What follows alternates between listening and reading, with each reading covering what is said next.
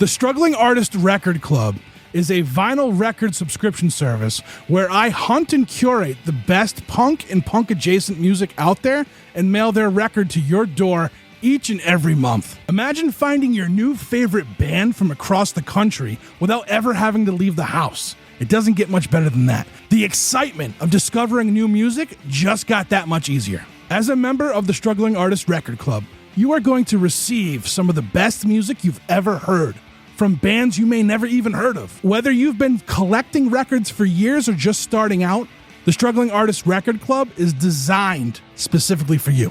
And right now, all new members get a Struggling Artist Record Club exclusive along with the monthly selection.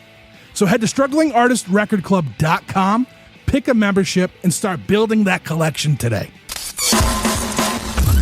You're listening to the Struggling Artist Podcast. People need to be entertained. They need the distraction.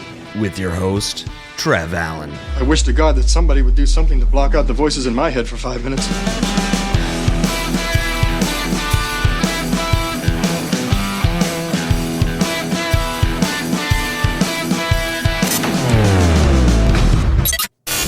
Hello, everybody. Today, our guest is Benny Capaul from The Boy Detective. Benny is an interesting person, to say the least. I had a blast talking with him. His profession is he's a death professional, and we get into what that means and everything that entails. He's got a podcast, Let's Talk About Death. We talk about that as well, and then we go over the band, and yeah, it was a good time. Stick around to the end of the episode to hear a song from the band. This is episode 326 of the Struggling Artist Podcast, Struggling with Benny Capaul of The Boy Detective.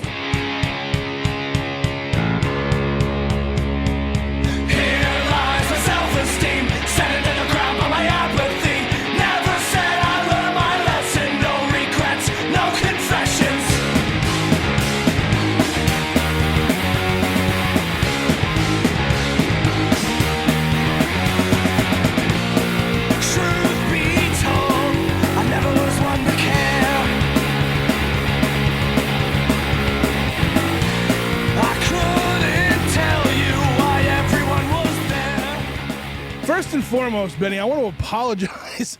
I feel like every time I email you, I forget to put something in the email. And like the last email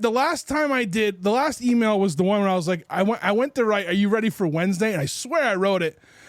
And I didn't. And I was so conscious about I was like, I can't make a mistake in this one. This guy must think I'm the biggest nincompoop ever. Actually, you're in great company because my poor band, when I write, it is what you wrote is how I write to them every time. So they literally have to decipher half the time what I'm saying. I don't like S's. I always use Z's. Yeah. Okay. So, and my songwriter is a grammar. He's just really into grammar. So it really bothers him that I do it. And I purposely do it now because I know it bothers him. So right. You are fine. You are fine. I want to say too, I was thinking today, I was like, I don't know how to start this podcast because I have multiple kind of things I wanted to kick it off with, but I'm going to do it with this one. You sent me the wildest sentence I had ever read from anybody when you reached out to me. And you're like, if you ever want to talk to a singer, funeral director, I don't know what a death doula is. I don't even know if I said that right, and then death consultant, I'm game. And then you wrote Benny, the Boy Detective. And I was like, wow, that's a lot to unpack. Oh, absolutely. So I don't know if you want me to get into it, but yeah, death doula is what the term that I wrote you. I'm certified death doula. So think of like a baby doula, like a birthing doula, but I'm for death. I literally am certified. I don't even know what a doula is. You're gonna have to explain it to me. Oh, so like a birthing doula, are literally trained people to help mothers give birth. Oh, okay, I got you. That's a very small way of saying it. So basically, these people help mothers and fathers really go through the birthing process. They start with the family before, they help them kind of get ready. They help them pack bags. Okay. They're specialized to help with the mother specifically have a plan and then maintain the plan during the whole birth. They're a lot more midwives. That's what they do. Like they're trained midwives specifically. So I think of the opposite of that. So I help families. I'm certified to help families go through the process of dying, and then I'm a funeral director just in general. Like I'm literally a mortician / funeral director, so I can help them get ready for the process and then also deal with the process after. Right. And on top of that, I decided to go back to school to get my master's in social work so I could also do aftercare therapy for my family. Wow. Okay.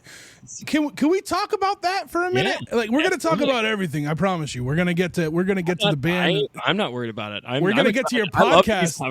We're going to get to your podcast too, because I didn't know you had one. So that's going to be on the docket too. Like I always tell people, this is like riding, like in Boston, we have like the train, the T, and I'm like, it's like riding the T. There's a goal, like you have a destination, but there's going to make stops along the way. You know what I mean? So, that's got to be a tough gig. Everything you just said, and like empathetic, right? Very, very. You must have a lot of empathy. Like, how do you? I mean, is it hard? You know what I mean? Like, if you do something for a long time, I don't know if it gets easier or not as far as like the emotional part of it. You know what I mean? How does that all work? So basically, to get this all started, I am a fourth generation funeral director. So Dad was a funeral director, Grandpa was a funeral director, great grandpa was a funeral director. We've always lived next to the funeral home, like literally, like the parking lot is the funeral home, parking lot, our house. Always has been that way. In fact, now I own the house and have my children growing up in it. That being said, I have a different relationship with not only a funeral home in general, but also with death and grief, because I literally have been born and surrounded by it. They consider funeral directors to be basically dealing with what they call secondhand trauma daily. So it's a calling. So when I was growing up, I didn't want to do this. I'm one of four sons for my father, and I'm actually the baby. I'm the youngest, but the youngest technically because there's twins. So yes, I'm younger by 4 minutes, but yes. Right. Okay. My older brother went into school. He went into education. My second older brother went into sales, and then so it was down to us two. And even though my father never forced it on us, there is that, like, there's 4 generations. Like, if we don't do it, nobody's going to do it.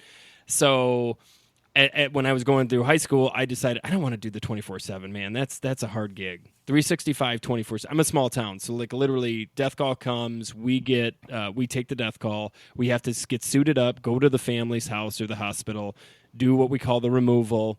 But you also have to be empathetic, right? You can't just like, oh, where's your dad in the back? Okay, I'll go get Dad, and I'll see you later, right? Right. You're not picking up a junk car or anything like that, right? It's cold outside. Can you just get Dad outside, and we can do it from there? You know, no. So, and then we come back here, and if we're doing embalming, we do the embalming process, and then I meet the family in the morning, do the arrangement, visitation, funeral. So, like, Dad and I are like a duo team. We do everything. We tag team everything, basically. The sad part about that is the only time I'm really not on call is when I'm playing in the band, which we will get to, or I'm on vacation. The sad part is because of my occupation and my dad's, I will never probably be on a vacation with my father ever again. Right. Because he's got to hold down the fort while I'm gone and vice versa. Honestly, the job is extremely hard. I'm not going to say it's not. I always tell, because I go in and talk to high schoolers about death and grief, but I also talk to young funeral directors going into it. And the biggest thing I tell them is, my dad told me this when I first started, and you know, when you're a kid, you're like, whatever, Dad, you don't know what you're talking about. But he said, basically, if you're going to be a funeral director, you're going to be married to this profession. Meaning, no matter what you have with your life, your kids, your wife, there's always going to be, death is going to come, and it's never on a 9 to 4, right? The Grim Reaper doesn't just take office hours. That's not how it works. Right. And then so there's a lot of times I remember Dad on Christmas being gone. You know, we'd be opening presents and he'd leave, or my birthday, or football games or basketball games when I used to be in sports. And it really bothered me because I was like, really? Like, I want my dad here. But then, like, growing up, when you start actually becoming an adult, you realize that this family's going through hell, basically, and you're the one constant, specifically if you're in a small town, that they trust you. So, like, it's not even for a lot of our families that we serve a thought. It's like, okay, Dad died, we got to call Capaul's. We got to get Benny or Dave here. So the answer to your question, yes. But what really happened when I noticed my job really became over the top was COVID. So COVID hit. Oh, man.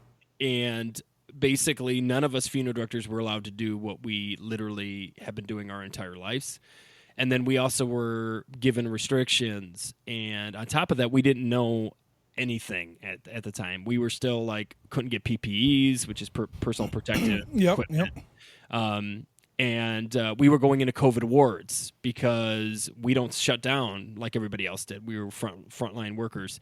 And the problem that I had with it was twofold. First of all, the community that I served is a very conservative community. So as much as I respect their loyalty, they were a lot of them were following what our commander-in-chief was saying, which was it doesn't exist, and that all you need to do is drink bleach and all this kind of jazz garbage that was going on. So they would come in and they would be really upset because when you're dealing with grief, anger is already part of it, right? Mm-hmm. So on top of that, you have a funeral director saying to you, I'm so sorry, but you can only have 10 people in for the funeral. And they have to be socially distanced. You can't hug each other. You can't bring in food. So, like, we had to be these, like, security guards as well as funeral directors. Mm-hmm. And so it was really upsetting. To the point where some of my families that I really were close to would say things like, I thought you and your dad cared more about this community to allow 10 in at a time. Regardless if you didn't believe it was real or not, it was a law. Like, there was a time I could lose my license if I don't follow it. Now, is a police officer going to come in and say, you have 25 people in here, I'm going to take your license? No. But the idea is what people don't realize is I actually do care about the health of my community. Right. You have a responsibility. Yeah. Absolutely. Yeah. And not only that, the personal thing, which is a humanizing of what funeral directors are, we actually have lives too. We don't just hide in a closet waiting for your loved one to die. Right. I am going home to my family, my kids. Like, I could give this virus that we didn't know anything about to my children. I had a 4 and a 6-year-old at the time, and they could die. And it was because of me, obviously, because I was the one going into COVID wards. Yeah. So all this was going on. So going into the mental health behind this, because I think it's important. I always was a bigger drinker. I'm going to be honest with you. I think a lot of us in the death profession tend to be self-medicating one way or another, some in healthy ways, some not in healthy ways. I was hitting the bottle very, very hard to the point where I noticed that I had a problem. I am an alcoholic, and I am now sober 3.5 years, by the way, so that's the bright side of the story. Congrats, yeah. But because of the COVID and because we weren't prepared and because I was literally being told by my community, because I was like calling every day to my community health, like, hey, when can I get the vaccine? So I at least can be comfortable, because the other thing is I work with my family. Right. So if I get sick and I get dad sick, we're done. We can't open our doors. We can't help the families we serve. So they were like, well, we consider you like a sanitation worker, so you need to hold back, okay? So when it's your turn, you can come.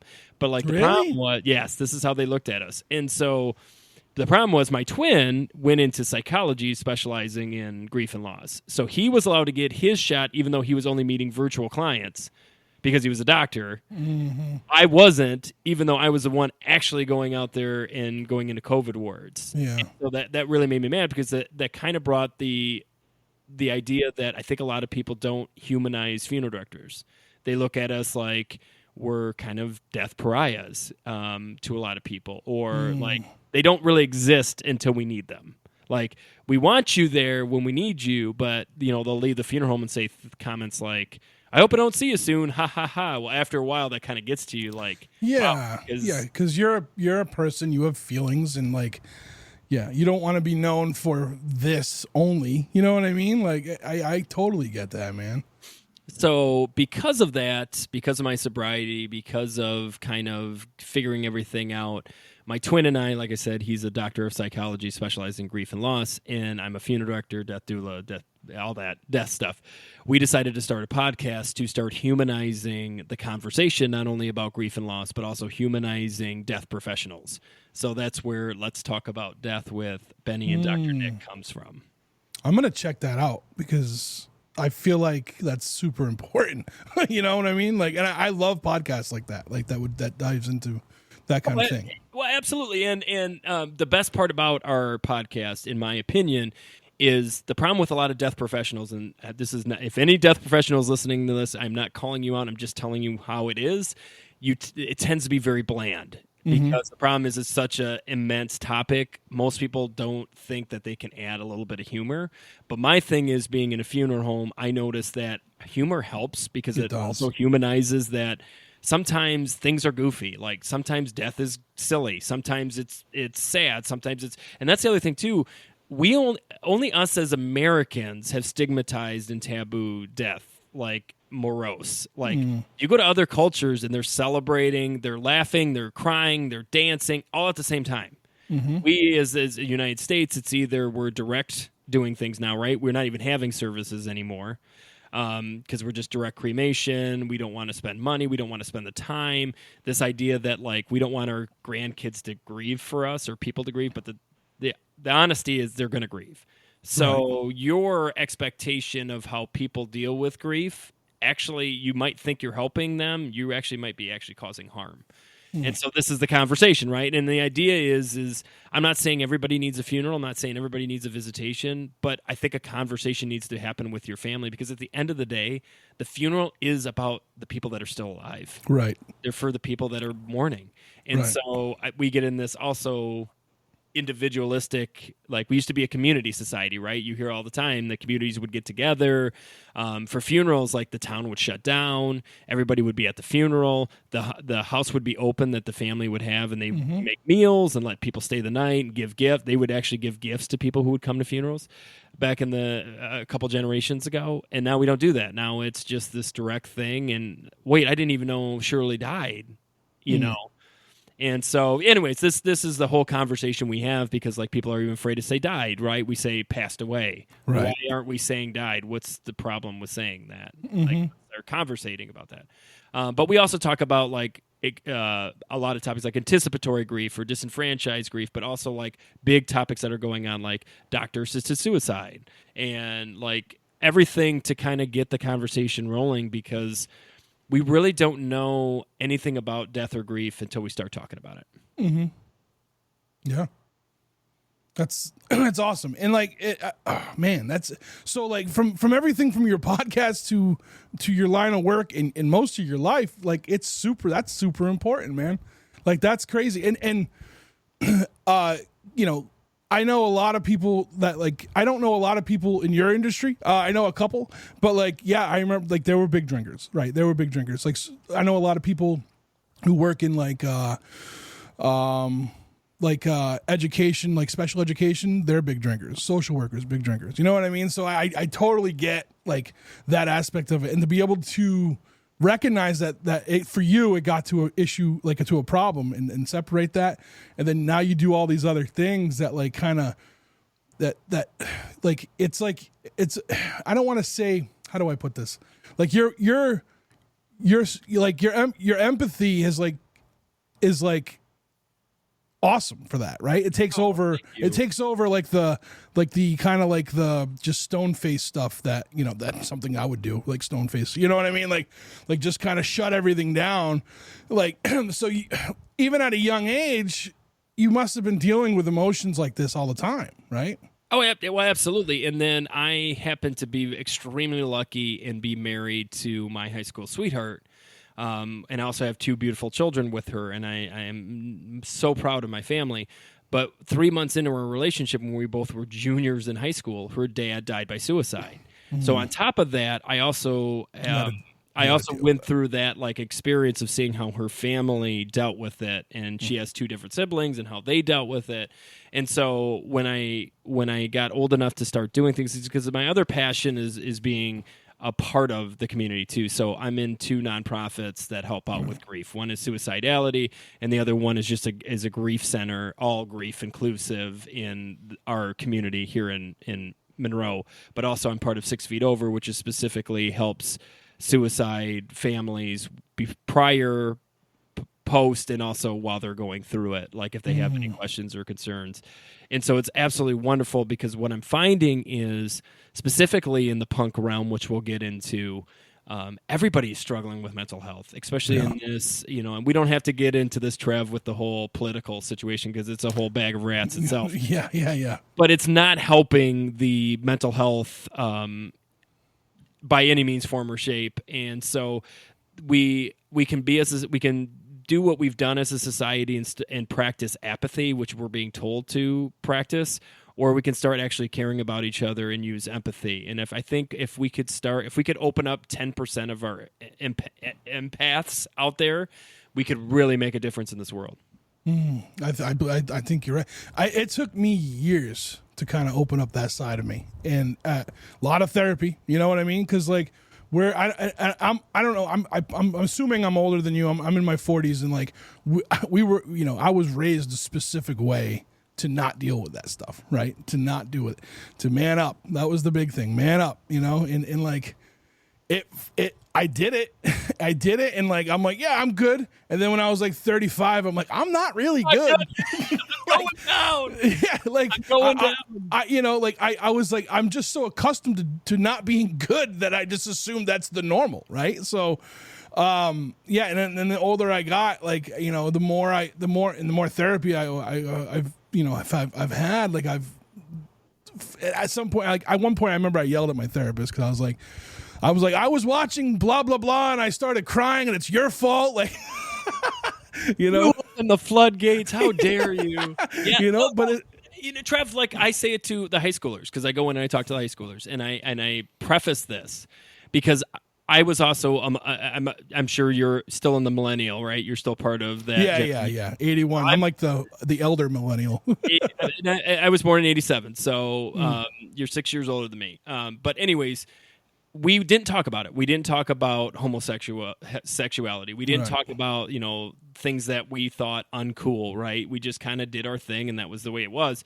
And the problem is so like I talk to the high schoolers today, and I'll say, this whole idea that boys don't cry, right? The Cure, saying it all this time. But the idea is okay. There's a big game coming up in a couple weeks, right? We all know what it is. It's the Super Bowl, and I say, all right. All the guys in this room, I want you to answer me. At the end of that game, what are all those players doing? And they're crying. Yeah. They're crying. Both sides, winning, losing. Both sides, win or lose. Like, yeah. Here's the sad part. That's okay because that's manly. That's great. But God forbid you cry at your grandmother's funeral. Yeah. Why?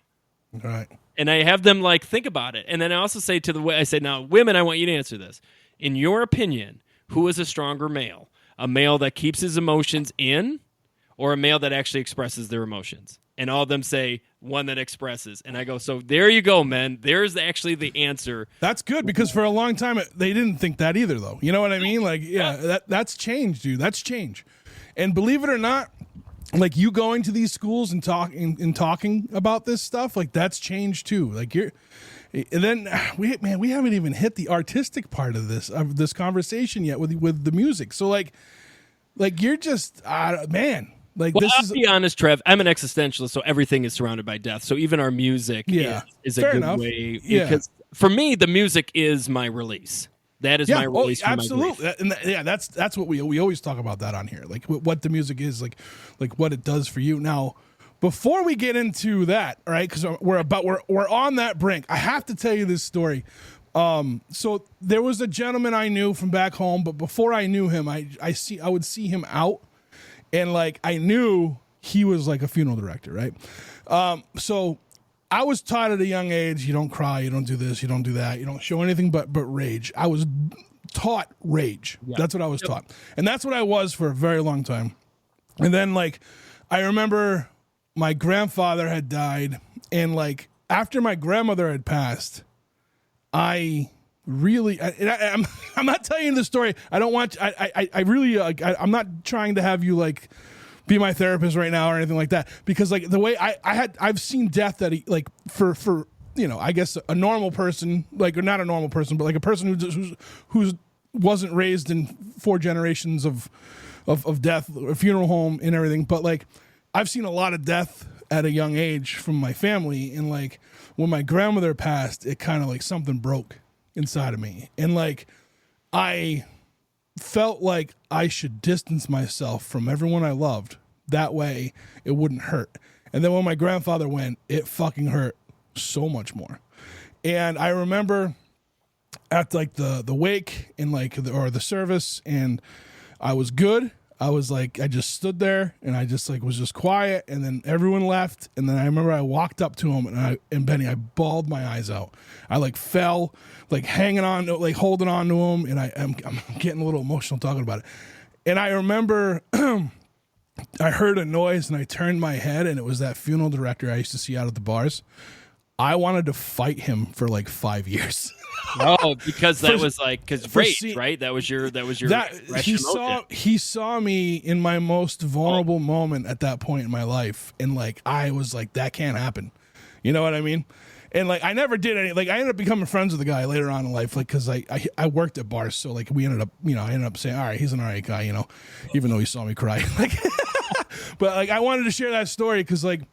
That's the difference between like how I was raised and what I am now. Like, I'm here telling you the story and I'm getting choked up. You know what I mean? Like it's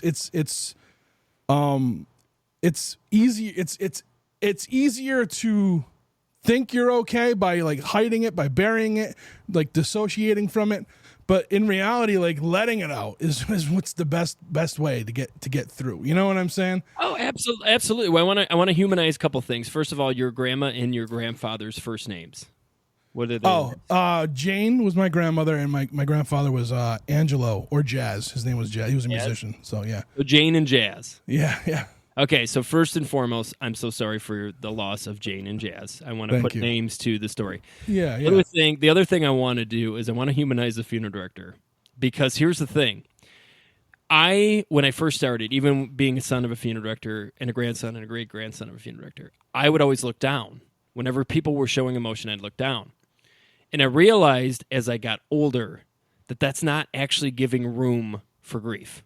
Because the idea is, if I am actually looking at you, and I'm sure this was exactly what you didn't want to happen with this funeral director, I have to accept the grief too.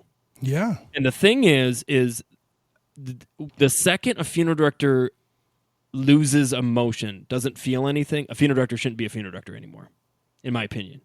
It's like cops, right? It's like the cops who get to the point where they're so disenfranchised with the past that they're not good cops anymore. It's the same thing. So my thing is, I want to go to that funeral director, because that takes a lot for a funeral director to actually look at somebody when they're going through emotion. So I just want to humanize the funeral director there for a second. And he's lucky that he didn't get his ass kicked. But at the end of the day, that would have been that would have been a bad thing for me. But here's the sad part, right?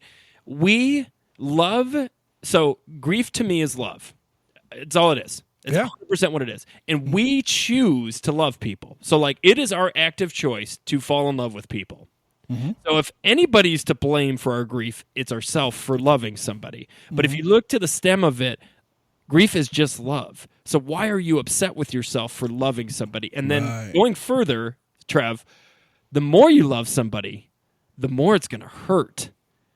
So what I tell people when they say that is like they'll ask me and my twin, who's the psychologist, because funeral director, some people will just say things because they know we have to like keep it shut, right? This idea, and the client privilege or whatever, and they'll say to me, "When will I stop grieving?" And my answer to them is, "How long are you going to live?" Yeah. Because that's the truth. We don't graduate. Grief is not something you graduate. It's not something you get a diploma and you're like, well, you graduated your grandpa's grief. You don't have to. Because the problem is it comes in waves, right? Right, because yeah. Even for you, I'm sure like there's a part of that. I was just thinking about him recently, and like this all came up. It's so weird that we're having this conversation now because it came up, you know? It's meant to happen. Well, and that's another thing too. Like you hear grandpa's favorite song or you smell something that grandma would have made, and then like all of a sudden you're back to the, if you want to get into the 5 stages, which we won't talk about, but that's the thing. And so like I tell high schoolers, because nobody is telling them this, any feeling that you have is normal. The sad part is it's abnormal only to you because we don't talk about it. Yeah. Yep. Yeah, you got it, man. Whew.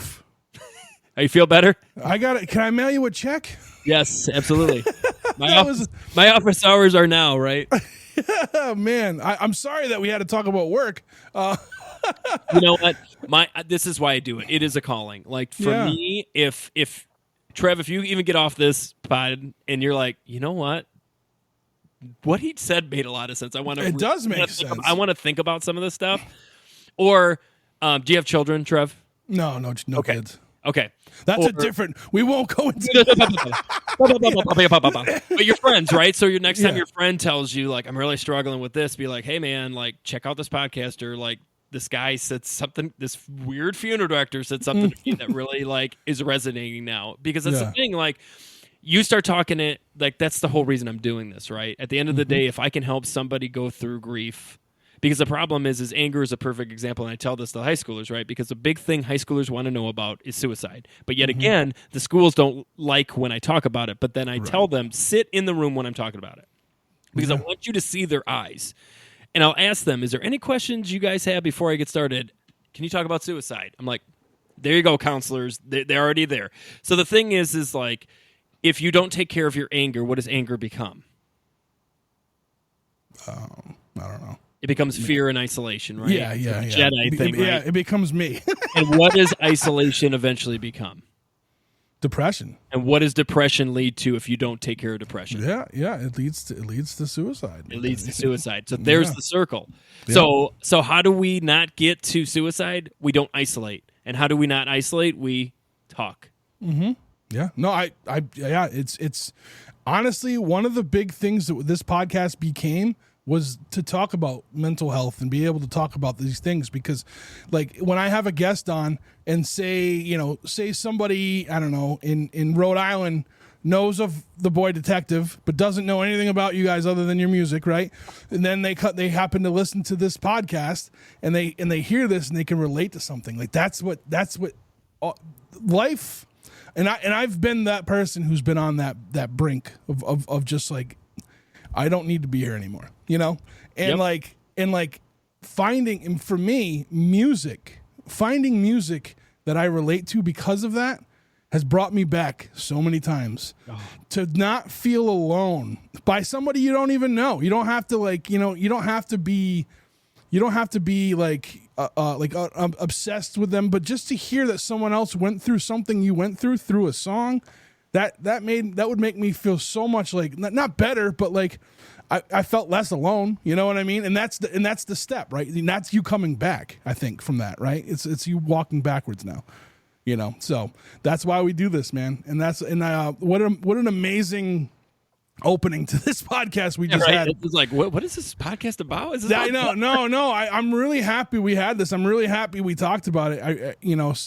I love when the fans find out that I'm a funeral director, because it's like, you are the last person I would. Yeah. So let's talk about that. And I am the walking representation of what I want people to start seeing funeral directors are. These wild people in ska punk bands, because that's who we are. Dude, I gotta tell you, so I discovered you guys in I want to say it was 2022, early 2022. It was after Band from the Bathtub came out, and we do a monthly show of a roundtable show. And someone, my buddy Michael, used to be on the show. He's from Ohio, and he brought your guys' EP, and it blew me away. And I remember when we started talking, and then I feel like he wasn't there for the episode. He couldn't make it, so we started talking about it, and one of the other guys said ska punk. I'm like, I got offended for you guys. I'm like, what do you mean? That's not because it sounds so much different than what normal ska punk is to me, that I was because there's definitely harder elements to it and everything. So it wasn't all just rock steady beats, and you know what I mean? So I was like, what are you talking about? Just because it's got a horn in it makes it ska? I'm like, does that mean I went off. I was like, is Paul Simon ska now because he uses horns? I was no, absolutely. Well, and that's the trickiest part, because people now have called the ska core is the big thing that we're getting integrated to. The problem is we're everything. The problem is Nick and I'm going to get a little in the history here, so I don't know. Please do. So Nick, my guitarist, and I started this as a just a recording project. We were in bands before, Come On, Cardinals, and a bunch of other bands that were just pop punk with flares of hardcore in it. And so basically what happened is he mentioned to me, we were both having our first two, we both have two kids, and we were having them like simultaneously. So like he had his son, and a year later I had my daughter, and then he had a second son, then I had my son a year later. So it was like a year. So it was one of those years where we had a lot of time to do things at home, but we didn't have a lot of time to do things outside of home. Mm-hmm. So it was a perfect time to start writing songs, and he wanted me to be a part of it. And I was playing bass at the time and singing, and he's a musician. He could play everything and anything. So he played guitar, drums, and vocals for Dorcas Malorcas, which is technically the first EP we came out with in 2019. But we started in 2017. We wrote Dorcas with our kids, and that was kind of the idea, right? This idea that our kids are going to be the main topic, and being these young parents who think we're still 21, but we're not. Our bodies are starting to ache. So we wrote Dorcas, and we had a lot of fun with it. But the problem was it got to the point where we were having too much fun, and we couldn't do anything with it. We couldn't play it. We couldn't go out and play it. Mm. And so Nick and I were like, well, maybe we should get a drummer. So we put out our feelers for a drummer. We got a drummer. Like, I will say this, the one lucky thing about The Boy Detective is we've been extremely lucky. When we need something, it just happens. So good. We needed a drummer. We got a drummer. We literally put out a Craigslist for horns. We got 2 horn players, and those 2 horn players are still with us today, Jared and Seth, and they're wonderful. Wow. And then we're like, oh, well, I guess we could start playing shows. So then we played show. The problem was at that point, we already wrote Band from the Bathtub when we got all these members in. So if you listen to the first one, it's only midi horns. So the one you listen to is midi horns or whatever. Mm-hmm. So we released Band, and we got, for being a local band nobody knew about, a lot of traction from. Like, this is really good. And the idea was Nick and I fell in love with late 90s, early 2000s punk, pop punk, emo, and ska, and we would incorporate all of those into our songs. So this is going back to what you were saying, Trev. That's why it's hard to actually pin us down, because the second you think, oh, they're doing their upbeats or the upstrokes, so they're ska, but then wait, no, they're doing a breakdown. Like, why are they doing a breakdown? And then why are they doing like a emo chant, hardcore Newfound Glory thing? And so like we were incorporating, because the big thing was Nick he always wanted to do a ska punk band. So he's like, we got to do something with that. And I was like, one of my ultimate favorite bands of all time is Suicide Machines, and one of his ultimate favorite bands was Less Than Jake. So I was like, if we could combine those 2 bands and make a band, like, I'm down, Nick. And he's like, I'll do you one better. Let's start doing a band that incorporates Suicide Machines, Less Than Jake. We'll do some Saves the Day stuff. We'll throw in some like Promise Ring.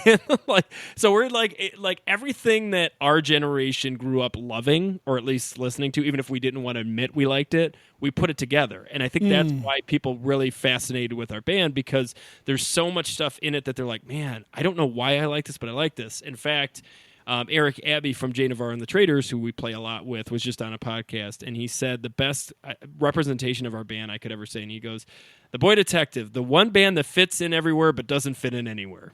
And I'm like, I love that so much.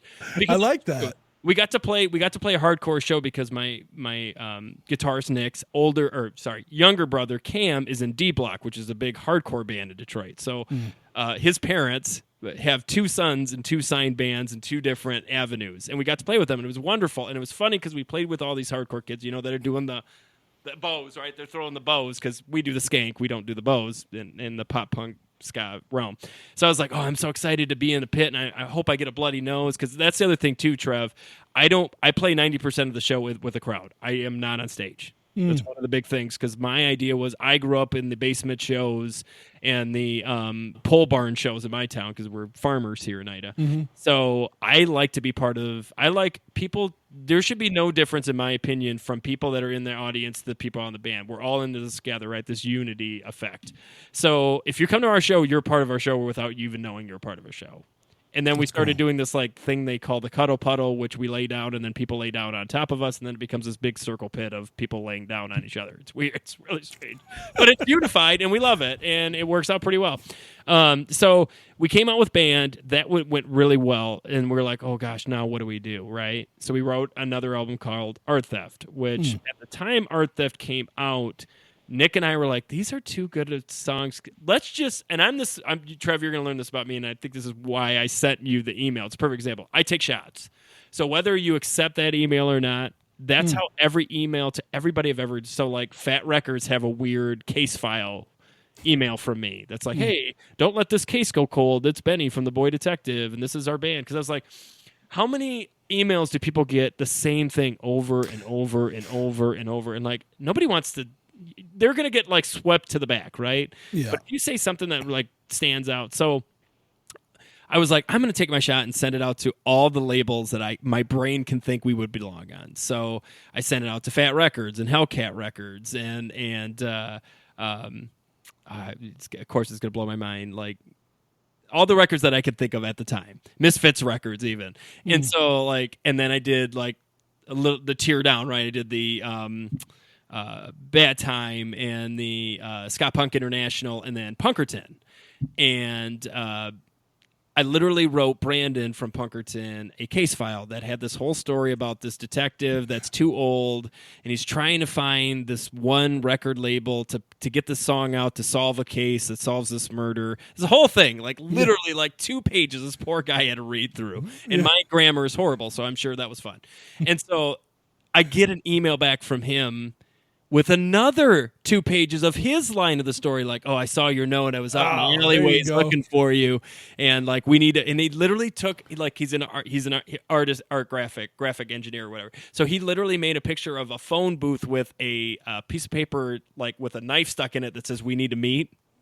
And I was like, dude, this is so good. And there was part of me that's like, I kind of don't even want to have a conversation with him. I want to keep this story going, see how far it goes. Right. I was like, we won't stop this. Well, like, here's my number. Like, can we talk? And a couple labels did get back to us, but none. What I'm finding, and this is the thing too, right, Trev? You have to learn this, like, especially when you start making these steps in higher tiers, which you never know you're in those higher tiers until you're in them, if that makes sense too. Is like, you're still learning. So, like, even so I'm like, okay, now how does this work? Like, how does a label work? Because we literally have this album done. We're releasing it. We already released it on January 1st. I'm talking to this label at March, like, but I want Art Theft to be vinyled or sent out with. So how do we do that? And so like I'm talking to him, and he's like, okay, well, what we'll do is we'll find a way to repress Art Theft, and we'll send it out that way. And I'm like, oh, that's cool. That's rad. Because it belongs in people's ears. And then I was like, but that's kind of unfair to make people play for vinyl for 7 songs, right? Because that was the other Boy Detective thing that we do for some reason, is we only write 6 or 7 songs on each of our albums, which in our opinion, because a lot of us are ADHD, works really well. Because 7 songs is the 7 songs works. I feel like 7 songs. Yeah, but is that tough to make somebody buy a vinyl? Because vinyls are so expensive. Like, there's no way around it. Like, vinyl is expensive. So like, if you're gonna buy a vinyl and you're only getting 7 songs. Like, that's a tough sell. Nah. And you can't do a 7-inch because there's too much on it. There's too many. There's too many. Yeah. You're kind of in the thing. So what we were like, well, we have Band. Why don't we do Exhibition? And what we'll do is we'll make it like an art gallery thing. And so side A, if you went to this art gallery, if you went into door A, you get Art Theft, A for Art Theft. And then if you went into B, you get Band from the Bathtub. But we're like, okay, that's cool, but let's even go a step further. And Jaredin, our horn captain, we'll say, per se, said, why don't we just redo the horns? So they're getting actually something new. It's not actually just Band from the Bathtub that was released. I'm like, oh, that rules. So that's how that album came in. So that's what Exhibition is? It's Art Theft and Band from the Bathroom together? Yes. Ah, okay. Because I was listening to it today, and like you could definitely, like, I was like, oh man, because I was listening to I've heard I've heard Art Theft and I heard Band from the Bathroom. So when I at one point I thought, because I was using, like, I have like a free thing to Apple Music right now, so I was like, did they just skip albums? Like, I thought, you know what I mean? So that's cool. the biggest confusion with the ska world. Like, hey, whatever. I've listened to so many podcasts where they're trying to figure it out, and it makes me laugh every time because they got like these like conspiracies of why we're doing exhibition and all this, where it's really just we just want to put 2 albums on one and sell it. Yeah. Because I feel like everybody deserves it, and those albums. To this day, I think even if like we're going in the studio this summer to actually do a full length for once, but I'm gonna be honest with you. I think there's something special about the album that people started listening to the point where we were playing a show once where these awesome women came up to me like, "Hey, I just want you to know." Yet again, you got to realize I live in a very small farm community.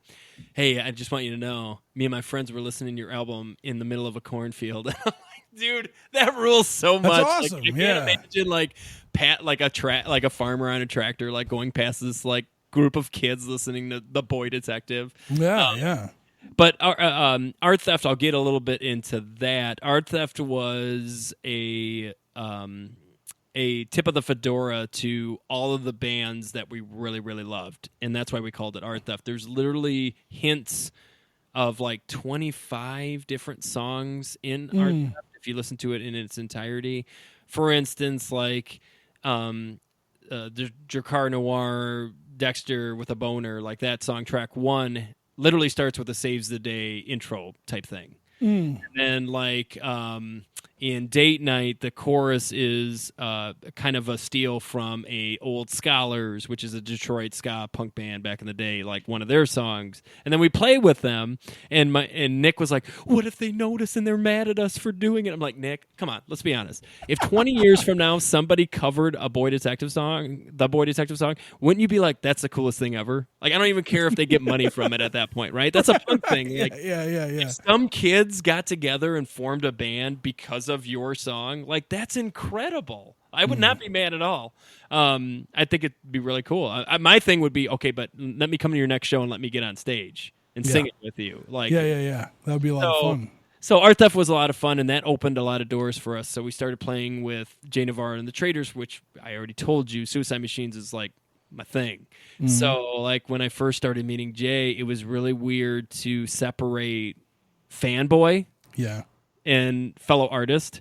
To this day, we actually are on a talking, like we actually have each other's cell phones and send messages and try to hang out, and he was on one of our songs.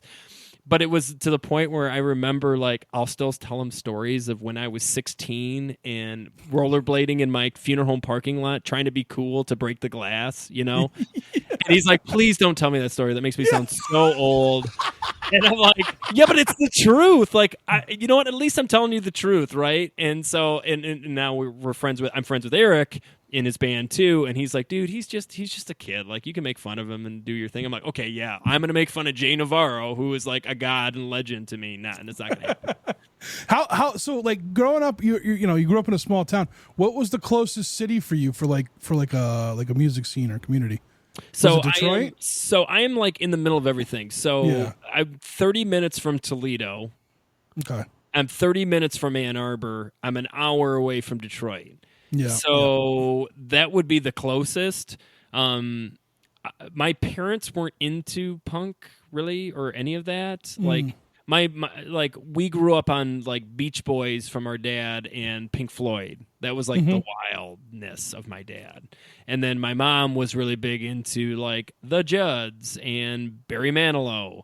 And so the one thing I did learn from them is harmonies, right? Because like Beach Boys, man, like to this day, it doesn't matter if your band sucked, like your instruments sucked, but if you could do harmonies like that, you know, or rip off like Billy Joel's like River of Dreams or whatever, like that kind of stuff, like, man, like that rules. So like we try to do that. Nick and I try to do that. Not great. Well, we try. So those were like the closest cities. But my older brother, Chris, and everybody's got that like older sibling, if they grew up in that era, that would give us the CDs but hide them, because we grew up in a very conservative Catholic house too, so we weren't allowed to have parental albums. So when I was 13, Chris would be hiding like Enema of the State, you know what I mean, and he would like put it in a thing that says like Ray Stevens classics on the CD, but it was actually Blink-182, Enema of the State, or we're Michigan kids. So like he had all the Jokers cards from ICP, and he was like handing those, and Limp Bizkit and Bloodhound Gang, Hooray for Boobies, and like all these awesome albums that like we kind of like put us together, like put my music. And then he would go to local shows when he was old enough, and he'd go to a lot of basement shows, and he'd see Suicide Machines at Alvin, the smaller clubs. Yeah. And so we grew up basically with whatever he would get us. And so a lot of those albums, but the problem was a lot of those albums were like middle albums too. So like I didn't know, like for instance, Blink-182 had Cheshire Cat or Dude Ranch. You know, I just assumed it was Enema of the State on. So then like Nick, who's funny because so my older brother Chris, who's like my music, gave me everything that I know. And I was in bands with him growing up in a horror punk band called Spaghetti Zombies, and then a brother band called Capaul. You can look these both up. You can actually find our stuff still on there. But then Nick, my guitarist, I look at as like the other older brother because he was really big into early stuff. So like he would give me, oh Ben, you gotta listen to the first Less Than Jake album, or you gotta listen to All Gold Can Stay from Newfound Glory to understand, or the old Vandal stuff. And so like it was really interesting. So he gave me like the history part that helped me come up with my music career too. Yeah, that's awesome. Now, so were you playing music early on? I started my first band when I was 15. I was lead singer then. I transitioned to bass and singing, so I wasn't the lead person. I was only the lead member in the first band, and then these new bands with Nick. Now, did you learn, like, because when we talked earlier, you said, like, you know, the music is what gives you your release, right? So did you learn that at that age? Like, was it like, oh, this is what it's all about? Because for me, like, I never knew how to really express myself until I started writing. And then I was like, oh, this is what that is? You know what I mean? Like, so did you realize it right away that it was going to be something huge for you, like big for your life? I realized, and I think a lot of people do, it opens up the doors to a lot of new friends. It opened up the doors to relationships and women, and for specifically me. But also, all of us brothers, Chris, Nick, and I, those are my brothers that I'm talking about, we were all drama kids, theater kids. So the second you can step on stage and step outside of yourself, and also, like, I love nothing more than sweating on people, like getting in front of people, you know, specifically when they start singing your songs and you're like, this is so weird, this is so strange, that not only are people driving 2 hours to come see you, which had never happened in the past, that's new with the Boy Detective, but also, and I don't know, Trev, if you know much about the Michigan Ska Brigade, but like we have a huge calling, and it's called Michigan Ska, and they will literally travel 6 hours, 8 hours to come see their Michigan ska bands, even if you're like the local tier, to the point where they'll bring flags, and they'll have flags that say Michigan Ska, and like they're as proud of us as we are of them as fans. That's awesome. So for me, it's losing myself in a crowd. And for that hour or half an hour, whatever we're playing, and sweating out, that's how I release all my grief and anger and stress. Yeah, that's awesome. That's awesome. Now, is everyone in the band, are you all from the same area, or like is everyone kind of spread? How many members do you have? Is it 5, 4? So we have 7 now. Seven. Okay. We have 7. You're okay. We have a drummer, bassist, guitarist, lead singer, and then 3 horns. Okay. We have a sax, trumpet, and a trombone. We have gone through 3 different members. And all 3 of them were just life situation. That's the biggest problem with 7 members too, right? So there's 7 different people who have 7 different lives and things going on. So we've gone through one drummer. Brett was our original drummer, but he had some life things come up. So we went to Zach. Zach is like just a crazy wild man on the drums, hardcore drummer that's just perfect for us right now. And then we lost our Barry sax player Rhiannon. She was amazing, but she had life stuff, so we got Emily in. And then we used to have another trumpeter named Lauren. She had a life situation too. So we've had two horns and the drummer switch, but other than that, everybody else has stayed constant. Nick and I are from the same area. We're from Monroe County. He's in Dundee technically, and I'm in Ida, but it's like 10 minutes apart. Two of our members are from Ypsilanti. Emily, who's our new trumpeter, she's from Ida. So there's 3 of us in Monroe County, 2 from Ypsilanti, and then Zach and I think Ricky are like the downriver area, so they're about 40 minutes away from us. So we're all within an hour from each other, if that makes sense. I spent a small time, about a year, in right outside, like living like in a suburb of Pittsburgh, and I had a business where I would go all the way down to Parkersburg, West Virginia, almost every night, and then sometimes they would send me up to like Saginaw, Michigan. So I've traveled Ohio, and I worked out of their Columbus office a few times. So I've traveled Ohio quite a bit. Never heard of any of those towns you mentioned. well, Punkerton comes from Columbus. Our record label is from Columbus. Yeah. Brandon, shout out to Brandon and Punkerton because they rule. He rules, but they as a collective. He's out of Columbus, so. That was really cool. We got to play a show with Five Iron Frenzy in Columbus, and that was one of our biggest shows. That's awesome. So it seems like Ohio. I mean, so when I was there during COVID, so it wasn't like I was going anywhere for shows, right? So I didn't get a look at Pittsburgh or anywhere around for shows. But like doing the round table that we do with and having Michael part of it. Michael was so adamant about bringing bands from Ohio to the table, and like. So many bands. Like I've learned about so many bands from there, and it seems like the community there seems like it's pretty good. But maybe that's just because I don't know if that's because like a lot of the bands know each other because they're all in Punkerton. I don't know, but like, what's the community like out there? So I think you know this, but just to clarify with listeners, we are from Michigan. Our band is actually from Michigan, but because I am literally 20 minutes from the border. Yeah. So I'm basically Toledo, like I said. So what I find with Ohio, just like Michigan, is they have clusters, right? So the idea is Toledo has a really good music scene. Cleveland has a really good music scene. Columbus has a really good, and then there's some towns in between. But the big thing is like those are close enough to each other where you can go from one to the other. I mean, even for us to go down to Columbus was only about 3.5 hours. It wasn't that big of a deal. Or Cincinnati, right? So like you can go from us, and that's the beauty because we're at the bottom of Michigan. So we could also go up to Grand Rapids, that's 3.5 hours away. Gotcha, or Detroit, an hour away. Or Ann Arbor, that's 30 minutes away. Or Kalamazoo, which is only 2.5 hours away. So those are the big cities for Michigan that we have a lot of shows going on. Okay. So I didn't realize you guys were technically from Michigan. So we're at the way bottom of Michigan. Gotcha. I probably driven through that area when I was coming back from Michigan, from Saginaw.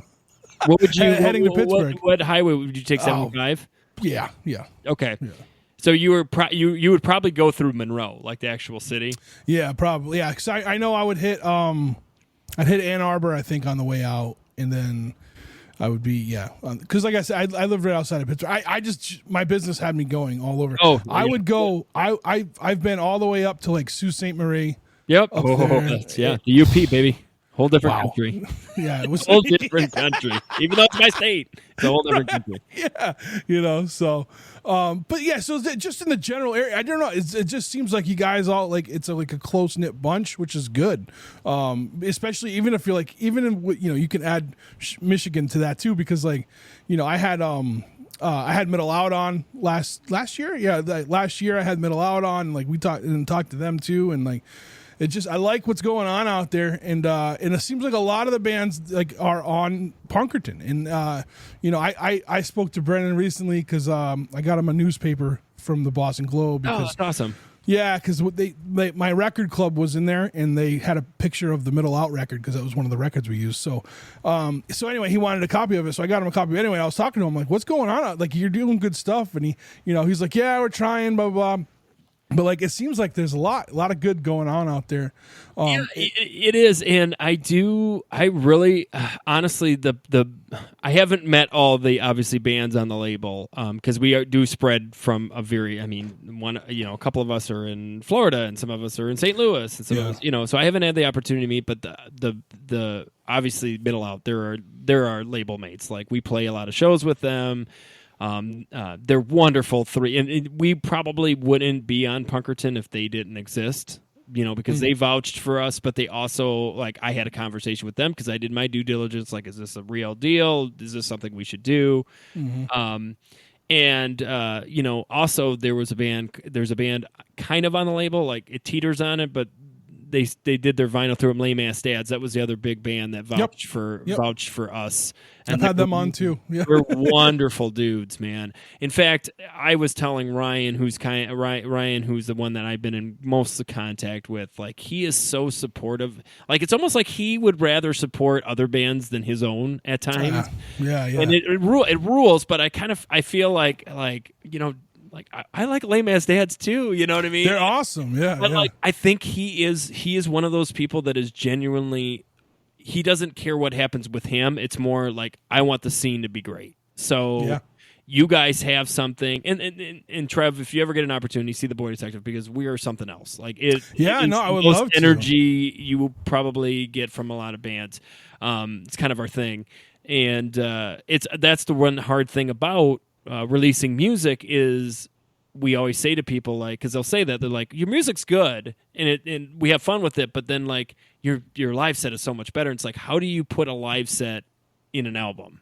You can't. You really can't. And even if you do like a live album, you're still not there. It's still hard. Yeah. It's very rare that you can do a live album and capture the energy of the show itself. Yeah, you gotta smell the room. You gotta taste the room. You know, you gotta be thrown up against people. Like, it's a whole thing. Yeah. So with that, like, so I mean, because you have a pretty demanding career and you have a family, and what's like shows like, so being where you are, I think you're pretty good in a central location to be able to spread out and go to to do shows. But like, do you guys do any kind of touring, like 2-week touring or anything like that, or you can't do that? So we've been very lucky, and yet again, I'm going to vouch out to Brandon because I think in his hopes, he really wants us to do some more touring than we do. The biggest problem is obviously 3 of us are dads with children. On top of, I'm a funeral director. One is like a teacher, so you got to worry about the school year. The biggest thing, so we have done, we call them like weekenders because that's what we do. Yeah. So we did a 4-day. We did 4 days. That was wild. We did a Thursday, Friday, Saturday, Sunday. That was the longest we've done. I'll be honest. Like, and I know some bands are like, "Wow, they haven't put in their dues." We play a lot of shows.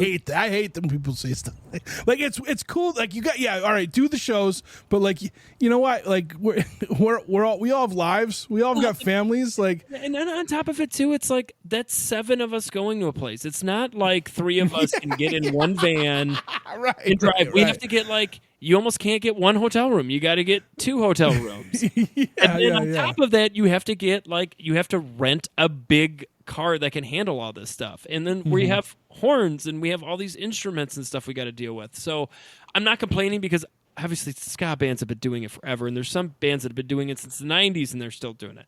But I will say, like, we do the best we can. So we got invited to Pooza Fest this year in Montreal. We're going to do that. Nice. We're hoping Supernova gets hold of us. They haven't yet, but let's say they do. Like, we're going to do that. For recording, we decided to hopefully record with somebody incredible, but we have to worry about their touring schedule to figure out what. So we're going to have to actually go to their spot, which is quite a distance. And then, we do a couple things, but like I said, with Five Iron, we did a Columbus, Chicago, and then 2 Detroit shows. So we did like a little triangle thing we did there. That was a lot of fun. We're hoping to get out to the West Coast because the biggest problem too, our name is out. Like that was the hard thing, and I will say that I give the ska community a lot of credit on that. They're close. They're a close-knit brigade, and if you do your job, right? And you're good people. That's the other big thing too, with specifically the ska punk community that we're a part of. You have to be good people. And I love that. I love that I can go to a show and not have to worry about getting my ass kicked or somebody ridiculing somebody for their gender or for, like that's garbage. And Trev, I'm sure you remember going to shows where that wasn't the case. Right. It wasn't the case. And so it's wonderful to be a part of something that is unified to the point where I'm actually to the point where I know that if Michigan Ska is there, I can let my full guard down. Like, because they would jump on somebody if they attacked their boy. This is our boy. No doubt. But it's really cool. Like, I'm very happy to be at the spot we are. I think this new album, if our trajectory keeps going, is going to get even bigger. But the thing is my expectation that we're going to be a 6-month touring band? That's not. I don't. No, and I don't think it's really needed anymore. To be honest with you, like, we're in a different world, right? It's not the same. And like, and I think as long as you guys are putting out music pretty consistently. I've seen a couple singles have dropped between last summer and now, right? You dropped something this year, right? A single already? We dropped our Christmas song in December, technically. Yep. And then we released Unrealized Gains on January 3rd. Great song, by the way. Thank you so much. Yeah, and then we have two more. We have two more singles that are coming out in the next couple months. And then that kind of then we have to refill the tank, and that's what the album's going to be. Yeah. We had a lot of momentum, and to be honest, we're lucky. And I got to give Nick because Nick tends to write 80% of what we do. I'm not discrediting my drummer. He's incredible. I'm not discrediting my bassist. They take Nick's skeleton and make it art, make it full detective that it is. But Nick is the one that kind of comes up with the skeleton for lyrics and the skeleton for the songs, and he just has an ear for writing songs that people really like. I wish I could write like him. I wish I could, in my brain, write a full song. I always tell Trev, and if you've listened to me on podcasts before, this is the truth. I am Nick's traveling salesman. He comes up with the vacuum cleaner. I'm just selling it. Yeah. That's cool. I like that. But my numbers are good, so I'll just keep doing what I'm doing. No doubt. That's awesome. Well, if you guys ever come out to the East Coast, let me know. If you guys end up coming out to like the New England, Boston or something like that, we're hoping because Pooza, right? We gotta. You gotta go up that way, yeah. We were thinking about maybe hitting Buffalo, New York. Okay, so I know that's not that, but it's at least closer. Yeah. For a lot of people. But we're hoping with like Joker's Republic and stuff, they're a buddy band we got to play with. We're hoping to hit New York, and our good friend Jess lives in Philly. She really wants us to hit Philly. So, we need to hit that. That is eventually going to happen, and maybe we'll do another one of those, weekenders. It would be nice to have, I don't know, Suicide Machines take us for a 3-day tour, around, because that would rule. Or maybe Jake, I don't know. They're just throwing names out if they're listening. Maybe Goldfinger, I don't know. It's something that would be up our alley, Yeah. But the beautiful thing is, like I said, we're also, we've been asked to play, with the Queers and with, all these other punk bands that have nothing to do with the ska, because you're right, Trev. We don't have. There's no rules, A, and then B. We aren't just your average. You're not. Yeah, to the point that I defended you. Yeah, I appreciate it. What did you say we are? What was your opinion? I don't know. I was just I'm like they're a punk band. They just have horns. I was so mad. I was so mad. Well, the problem is we do have horns and we do have upstrokes. So there is that core. Yeah, for sure. Yeah, it's just fun for me. I don't know. I don't really get into the whole genre thing anyway. It's all rock and roll. It's all music. It's all there. It's all I either like it or I don't. And I like the Boy Detective. So I don't know. I don't know if there was something about it that made me be it's not ska. You know what I mean? But Don't you dare just typecast them as this specific band. I appreciate it. I kind of like the mystique of it. I kind of like people don't understand why we're doing things and why we did Art Theft and Exhibition and what are we doing? It kind of adds to the lore of the detective part of the name, right? Like and I love it because Nick doesn't want it. Like the Boy Detective comes from a book. It's Nick and I's favorite book. It's called The Boy Detective Fails by Joe Mano from Chicago. It's awesome. It's a wonderful book if you get a chance. Talk about death, grief, and it's wonderful. Anyways, beside the point. So like I love it. I love the idea of like being lead detective. Like, and I always sign that. And he's like, I hate that you do it, but it works, so I can't tell you to not do it anymore. You're seeing us on shows with Five Iron Frenzy. You got us on shows. You're singing with Jay Navarro and the Traders now. Like, whatever you're doing, just keep doing what you're doing. You know, but it's fun. It's fun. So we do got some shows coming up. We're hitting up Chicago again. Cool. We're gonna hit up, like I said, Pouza. So we're hoping to hit maybe Buffalo or maybe Toronto, depending on which way we end up going to Montreal. So now we can say we're international. You know what I mean? That's all. That's it. I had one person on this podcast from a South Korean band, and I was like, "We're an international podcast now." Made the big leagues right now. You can close up shop, Trev. You can close up shop. Where can people find the Boy Detective? Where can they find you on social media, websites? Where can they pick up your vinyl? All that stuff. You can find the Boy Detective everywhere. You can find us on Spotify, Apple Music, all streamings. We have our own YouTube. Buying our stuff, go right to the source. Go to punkertonrecords.com. I'm sure Brandon would love that for more than one reason. Go there. Not only that, but you could check out all the rest of our bands. Whoa, Middle Out, right? Also, you can look at Trev's vinyl of the week or whatever he's going to send out maybe next time of exhibition. That'd be sick, right? I'm just plugging some things. Maybe they happen, maybe they don't. No doubt. But absolutely, check out Exhibition. It's our full length LP vinyl with both. I mean, it's the best of the Boy Detective, really, at this point. It's our greatest hits of Band from the Bathtub and Art Theft. And then also we have a 7-inch you can get with our song with Jay Navarro and Eric Abbey from Jay Navarro and the Traders called I Am Not a Cannibal Anymore.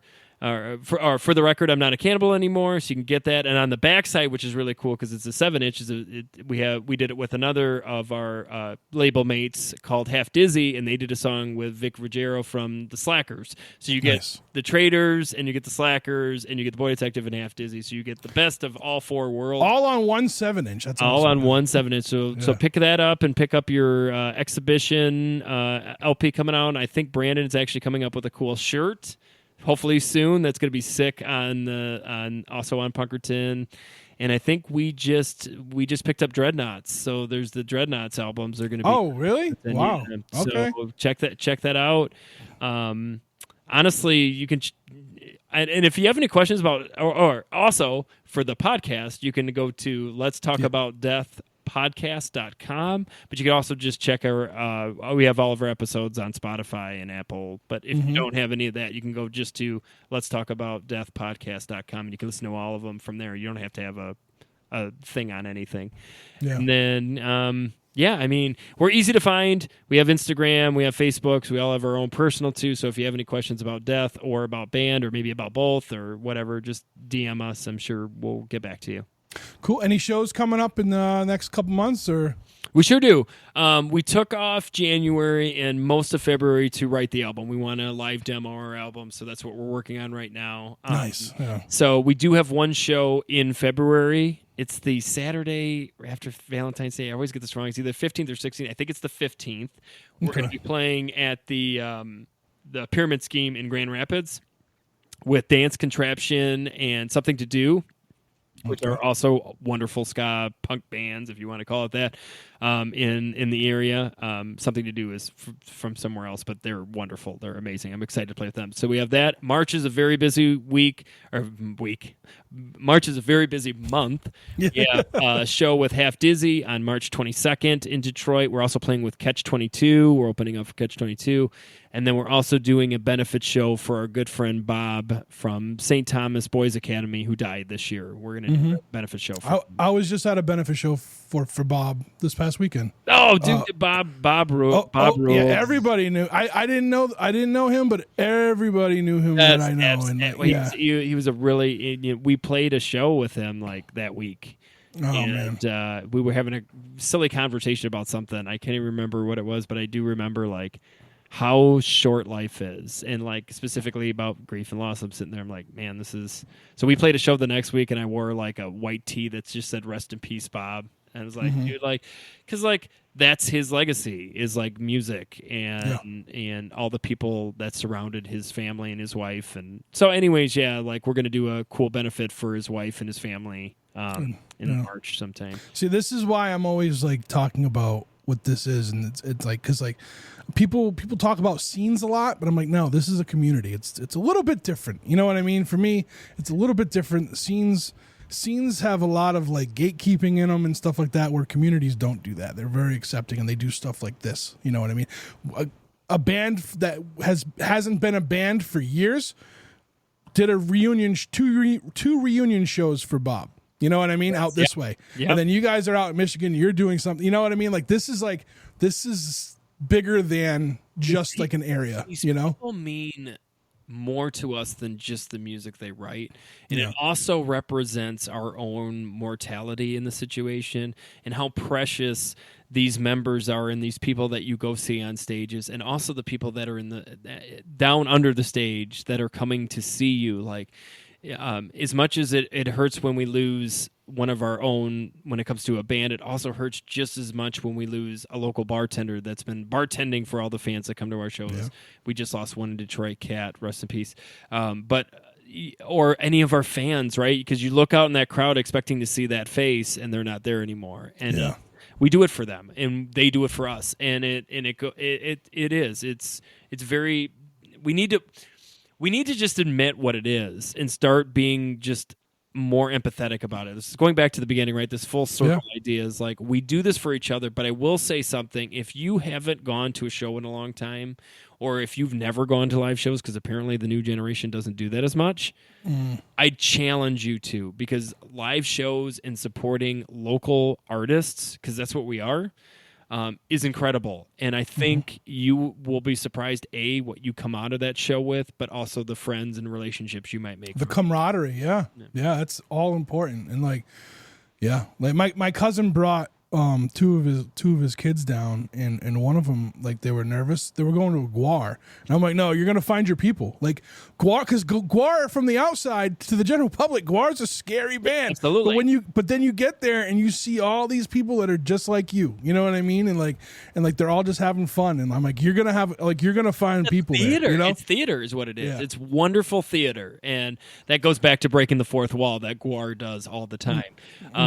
But yeah, so Trev, this is wonderful, and I want to thank you for giving me the opportunity to talk about not only my band, but specifically just about my whole like goal in life is to start having good, healthy conversations about grief and loss. So I appreciate that, Trev. Really. Hey, Benny, the door is always open. When the album's done, or if you have something you just want to talk about and come back, hit me up. We'll do it. We'll do it again. I will do that. This has been wonderful. Thank you so much. From all of us detectives, we really appreciate you. All right, and that's the show. I want to thank Benny again for being today's guest on the Struggling Artist Podcast. In the show notes, you will find links to all things The Boy Detective. Thank you to Chris Chavez and Jeff Bousquet for being producers of the podcast. Check them out on Instagram. You can find Chris at 716 The Sound and Jeff at JRB Image. Thank you to State Line Records for being sponsors of the podcast, and thank you to the band Losers Circle for allowing us to use their song The Great Illusion of Time off of their album Took Long Enough as the theme song to the podcast. Everyone over at Patreon helping us over there with contributions, thank you so much. I hope you enjoy all the shows we do over there and all the extra content we're going to be rolling out as the next few months go by with all the new video and whatnot. Thank you. If you want to see what's going on over there, head to patreon.com/podcast TSA. Thank you to everybody who listens to the podcast, who reaches out, text or email or voicemail. You can text or voicemail us by dialing 774-570-1552.